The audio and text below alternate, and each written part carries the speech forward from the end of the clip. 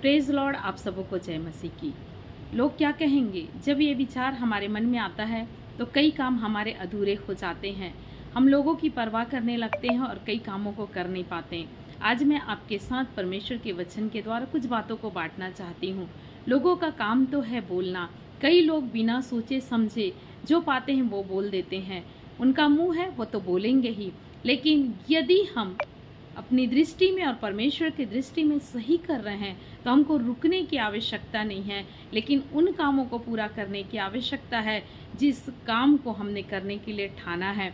परमेश्वर के वचन में यदि आप प्रेरितों के काम उसका 2 अध्याय को पढ़ेंगे तो वहाँ पर आप इस बात को पाएंगे कि परमेश्वर से जब लोग इकट्ठे होकर के प्रार्थना कर रहे थे तो पवित्र आत्मा उन पर उतरा, और जब पवित्र आत्मा उतरा तो अन्य अन्य भाषा में प्रार्थना करने लगे। वहाँ पर हम इस बात को पाते हैं कि यहूदी हैं, क्रेती हैं, अरबी लोग हैं, और वो लोग अपनी अपनी भाषा को सुनने लगे। वचन यदि 12 पद को पढ़ेंगे तो आप इस बात को पाएंगे कि लोग घबरा कर कहने लगे कि ये क्या हो रहा है। लेकिन आप इस बात को भी आगे पढ़ेंगे तो देखेंगे कि लोग जो है ठट्ठा करने लगे, मजाक उड़ाने लगे। लोग बोलने लगे, अरे इन्होंने तो मदिरा पी रखा है, ये तो नशे में है। तो हम इस बात को देखते हैं कि कई लोग पवित्र आत्मा जब उतरा तो उसे अच्छे से ग्रहण किए। कई लोग हैं जो उसका मजाक उड़ाए। और मेरे प्रियो, यदि आप 1 सामुएल उसका 1 अध्याय को पढ़ेंगे तो आप वहाँ पर इस बात को पाएंगे कि एक स्त्री जिसका नाम हन्ना है वो परमेश्वर के भवन में गई,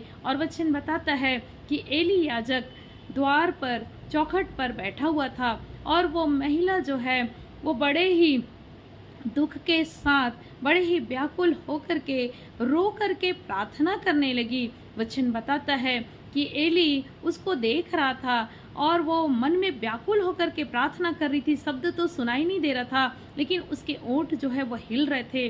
वचन बताता है कि एली ने कहा कि कब तक नशे में रहेगी, अपना नशा उतार। और मेरे प्रियो, उसने इस बात को कहा कि मैं तो दुखिया हूँ और मैं परमेश्वर से व्याकुल होकर के प्रार्थना कर रही हूँ। मैं आपको बताना चाहती हूँ कि कई बार हम दुखी हो सकते हैं, कई बार हमारे निर्णय एक अलग हो सकते हैं। लोग तो बोलेंगे ही, लोगों की परवाह नहीं करना है, लोगों की ओर दृष्टि नहीं करना है, लेकिन जिस काम को हमने ठाना है, जिस काम के लिए हम बुलाए गए हैं, जिस काम को हमने चुना है और परमेश्वर चाहता है कि उन कामों को हम करें, तो बिना किसी के परवाह के हमको उस काम में आगे बढ़ जाना है। और निश्चित रीति से हम इस बात को जाने कि परमेश्वर उसको आशीषित करेगा। यदि वो परमेश्वर की ओर से है तो हम आशीषित होंगे, हम बढ़ेंगे। सो मैं आपको उत्साहित करना चाहती हूँ कि अपने जीवन का कोई भी काम अधूरा ना छोड़ें, लेकिन अपने जीवन का सारे कामों को पूरा करें बिना लोगों के परवाह के।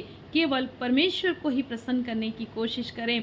परमेश्वर को यदि हमने प्रसन्न किया है तो निश्चित रीति से हम आशीषित होंगे। परमेश्वर आप सबों को इन शब्दों के द्वारा, इन वचनों के द्वारा आशीष दे।